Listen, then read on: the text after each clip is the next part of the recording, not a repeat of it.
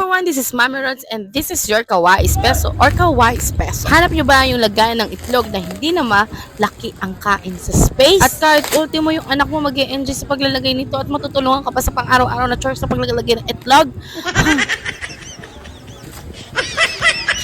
So, ito na ang sagot sa iyong hinahanap. So, ito na nga, pakita ko sa inyo yung difference no. Ito yung tray ng itlog na pinaglalagyan ko kasi may nga akong ng itlog. Tapos, yun mo yung space na kanain. O, yan lang, o, ganyan lang siya, nakatayo lang. So, ito na nga, di ba, na-excite ako sa paglalagay ng itlog. So, simulan ko na siya. Sa totoo lang, nag-enjoy ako sa paglalagay ng itlog na to kasi nakikita mo talaga satisfying. Umiikot talaga siya. As young as 6 years old, oh, di ba? Sabi ko sa kanya, gawin niya na to. Siya na yung magiging toka dito. And, nag-enjoy yung si Baget. So, meaning to say, nagkakaroon ka ng organization sa kitchen mo, tapos nakakatulong pa yung mga bagets mo.